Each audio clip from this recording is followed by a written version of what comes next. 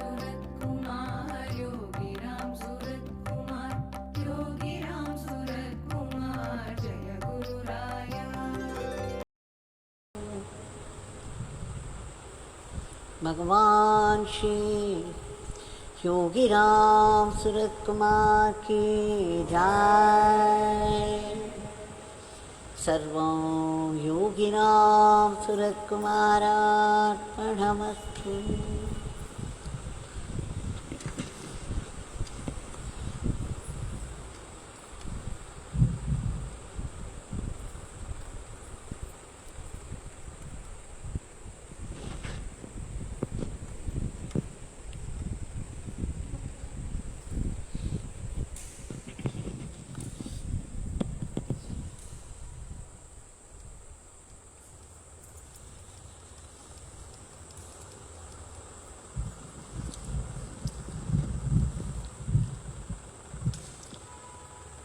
Once again, by Bhagwan's grace, glorious grace, we have been able to gather and sing his Divya Mangala Nama, the power-packed, grace-packed Nama, and I've offered them as Nama flowers, Nama lotuses, at the feet of Bhagwan. We have been going through the teachings of Bhagwan and their possible application to our daily life. Now the question continues. Some devotees asked, Ma, you say that Bhagwan says that everything happens only by the will of God, and whatever happens is perfect, and whatever happens is grace. That's fine, we explained, but then he told you under the gooseberry tree that in whatever situation Father keeps this beggar and Devaki, we should not only accept it with all our heart, but be grateful to God, be grateful to Him. It is okay, we could look upon everything as God-given and therefore a definite grace. But then, to be grateful to God is a little too much. Even accepting it as a blessing from God is very difficult for most of us. How could we be grateful to God for it? When someone very close dies, some accident takes place all of a sudden, unexpectedly, or some adversity or the other, we can reconcile with practice that, okay, this is God-given and therefore it's got to be a blessing. But then to be able to be grateful to God, just not possible. Can you please explain it? Now, I would like to convey what Bhagwan said at different times. Wherever Father has placed anyone, it is the best place for them to be. And whatever happens at any moment in anybody's life is the best that can happen at that moment. Just consider these two statements of Bhagwan. He says, wherever you are placed in life, either as a householder or a sannyasi, either in this place or far away from this place, wherever you are placed, please know that you are best placed, you are well placed in life. is the best that can happen to you. The best for what? For your spiritual growth. Do not think there is a better alternative somewhere, that you could progress much better if only you could be in another place. He also said, whatever happens at any moment is the best that can happen at that moment. Considering these two, the time and space, already God has it in His plan such that the very design of our life is to push us towards God. Why? Because God is the goal of our life. God remembrance is the goal of our life. So every designing of everybody's life is according to our past karmas, and it carries a blessing as well. When a bad karma starts to play at a certain time in life, as per the blueprint of our life, please know that it is happening by the will of God, and God has put some blessing also in that. Knowing this, you may not know what blessing it is because it looks every bit negative while it's happening. It's very, very difficult to accept it as a blessing. Yet, all the great masters who are in communion with God all the time, or become one with God, they speak from experience. You got to believe them. When you board a taxi or a plane, you have faith in the driver, you have faith in the pilot that he would take you to the destination. When you go buy an object from a shop, anything, you buy it because you trust the shopman, the shop owner, and you trust that the object is good, that he is giving you the best. Everything about our life is trust-based, faith-based. If you only care to observe closely, you would see that we just have to believe, we just have to have faith in every dealing, every transaction that we hold all through the day. So when you can trust a shop owner, when you can trust the condition of an object that you buy, when you can trust the driver of a vehicle, why wouldn't you trust God? Why wouldn't you trust the wisdom of great masters who are already one with God and they speak from experience? So you see, they say, go with the flow of life. That is the best. Now what does it mean? The life flows as per the design of God. Every event very carefully placed and well placed to produce a certain effect upon your transformation. And it's been very carefully designed by God, specially and specifically for you. So as the life flows, it is already an arrangement by God, and it carries the best effect for you. This is what you understand, and then you go with the flow of life without quarreling with it. The minute you think that nothing is flowing well, that you are in deep trouble, and you begin to resist it, then you will have to face the consequences as well. When Raman Maharishi, Bhagwan Sri Ramana, you know what he said? When somebody came and complained about the lack of grace in their life, Raman Maharishi said, "Oh, the grace is always flowing. You don't resist it."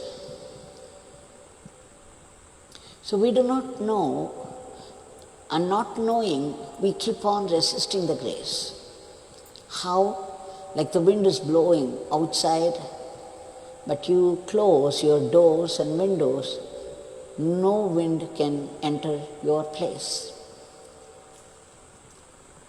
So go with the flow of life is the same as accepting that whatever happens in our life at any moment is the best that can happen to us for our spiritual growth.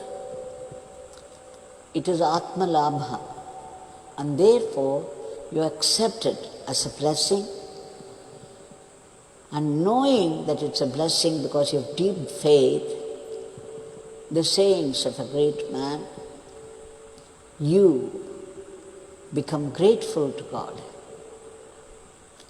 Of course, it's very, very difficult for most of us to be grateful while the adversity is going on. Even to think that it is God-given and therefore a blessing is very difficult. But once you believe that this is a definite blessing from God, you do not know what is involved in this. But you have faith that God is running your life very well to your advantage, and everything that happens is a blessing. It will stand revealed very soon how it is a blessing for you. So go with the flow of life, knowing that the very flow has been designed by God for the best advantage of your own. Everything is only a blessing. But what for? It is for your spiritual growth, for your transformation. Because the transformation is the most precious miracle of life. All other miracles happen only for transformation, to strengthen your faith, to strengthen your devotion. So let us know that we should not only accept wherever we are placed, in whatever circumstances, in whatever condition we are placed, at whatever time of our life, we should remember we are still well placed, the best placed, and there is no better alternative anywhere at any time. If you are happy with this, if you have come to terms with this statement, then it is a certain definite freedom. Because you know that whatever happens is only a blessing to you. So why should you worry? Sri Aurobindo goes one step ahead and says, when God has designed that you should be in hell, why do you want to be in the heaven? Just think how these great people think. So it is acceptance. In acceptance is our salvation. Everything happens only for our greater good, for greater advantage, for greater good, for greater transformation, greater kinship towards God. Why? Because God remembrance is the only goal of life. The very body that is given to you, the very life as designed by God for you, specially and specifically, they are meant only for the God remembrance. Why would God create your body, put life in it, and give all the comforts around? The air to breathe, water to drink, the fire to cook your food, and the earth to live comfortably on. Why? Why would he do it? Unless it is meant for his remembrance.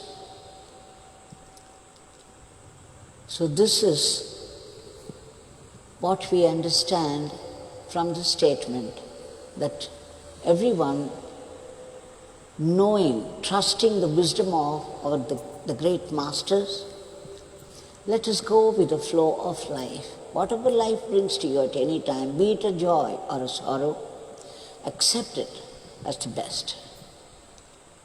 So many people complained that such and such person died because of COVID, and very pathetic cases. Now, the time had come for them to go, and COVID was an excuse for that. Had they not died of COVID, they would have definitely died, even otherwise, by something or the other. When the clothes that you wear, when it is torn to such an extent that you cannot wear it anymore, what do? We throw it away and put on a new dress. Likewise, the body reaches a certain point when it could no more hold life. So the soul would go after a new body to work out its karmas and to attain, to fulfill its own desires which have remained unfulfilled. That is how we take a new birth.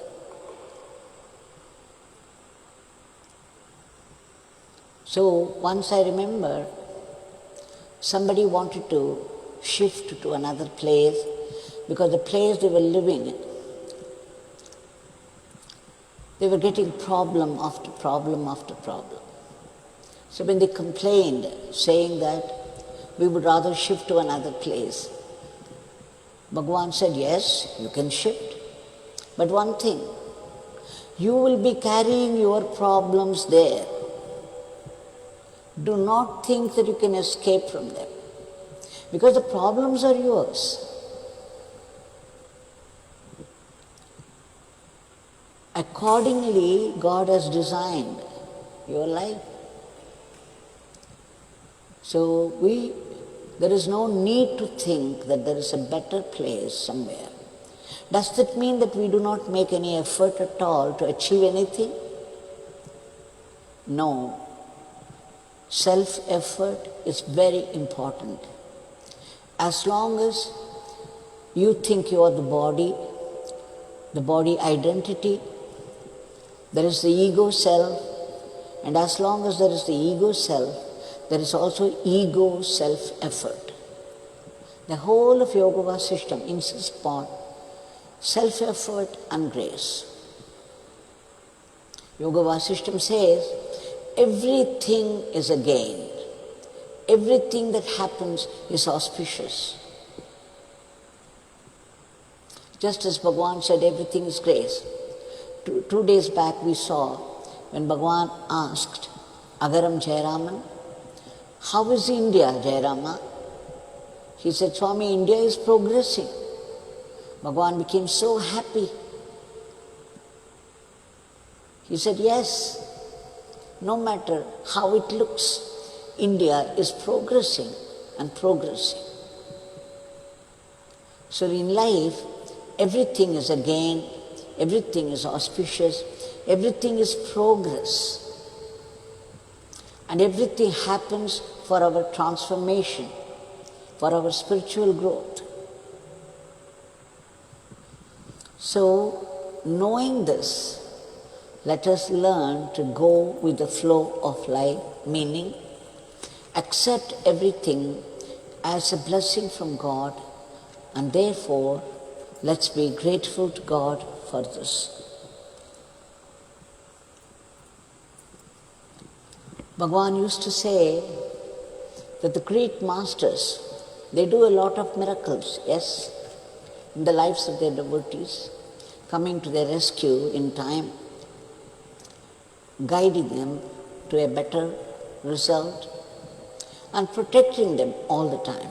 Yes. But then Bhagwan used to say, we do not bring about sudden and violent changes. Whatever miracle we do it mostly in tune with nature. The miracles would happen so gradually towards a better result for better good. And it would be in tune with nature. There will be no sudden twist or turn, even a good turn. So this is the way the great people work. And these great masters tell us whatever they tell us from their experience.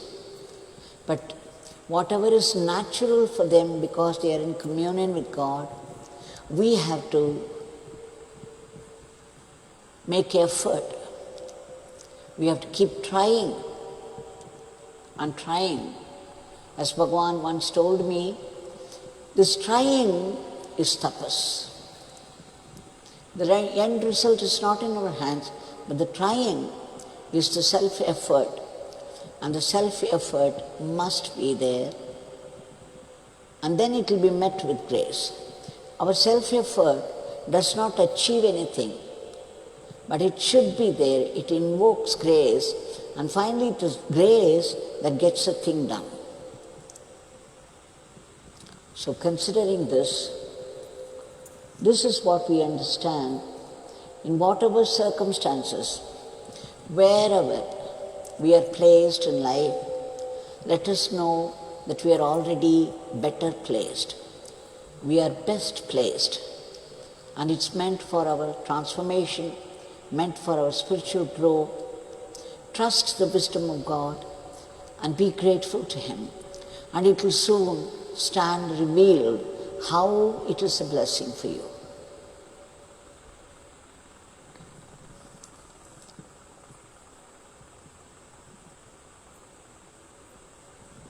We all know how Bhagwan suffered in those days of wandering, how he was beaten up, how he was pushed into a gutter and beaten up to unconsciousness. There were many attempts on his life, and sometimes 2 days, 3 days, he wouldn't get even a cup of tea when he was so hungry. They would throw hot water on him, they would set the dog on him. Now compared to what these great Mahatmas do, who lived in fullness, the sufferings that we go through are nothing. Most of our sufferings happen to our ego. It is the ego that suffers. It is the ego that imagines beyond proportion and suffers because of its own imagination. So remembering all this, let us go ahead with the teachings of Bhagwan. There are only 3 things that he taught, as I said yesterday. Keep on chanting the name, because every nama of the divine is packed with power and grace. And it's meant for your transformation. It's able to destroy your past sins and fills you with purity. He said, know that it is the indweller, the indwelling God inside you. It is He who has created your body in the first place. It is He who has put life in you. And it is He who is activating your very breathing. None of us are breathing of our own accord. The breathing happens by the design of God. It is He who is sustaining it. And one day, when He chooses, the whole thing would go back to Him. The breath that goes out may not return.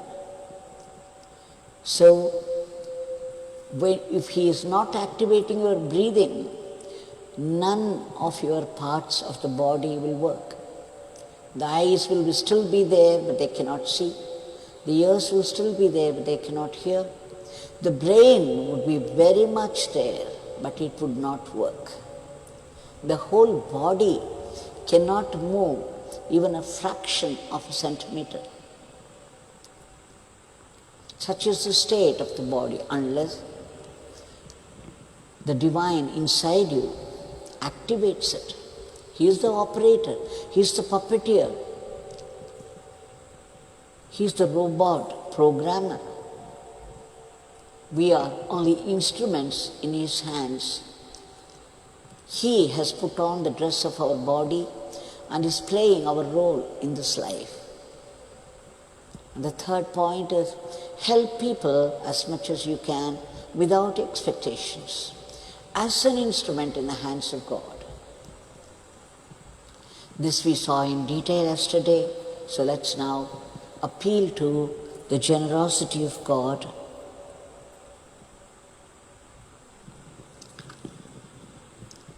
and seek His blessings for the relief that the world very badly needs today. Bhagwan, we beg you again and again, like we have always been doing for the past 1.5 years, to come to the rescue of the entire world, the humanity, to be free from the clutches of this terrible viruses and bring back normalcy in all aspects of life. We beg you, Bhagwan, to wipe out all those negativities from the hearts of people, especially the panic. And we beg you, Bhagwan, to arrest the rapid spread of the disease, enter those medicines so that they would work to kill the entire clan of viruses. We beg you, Bhagwan, to protect all those great warriors who are in the field fighting the disease at the very risk of their lives for the sake of others.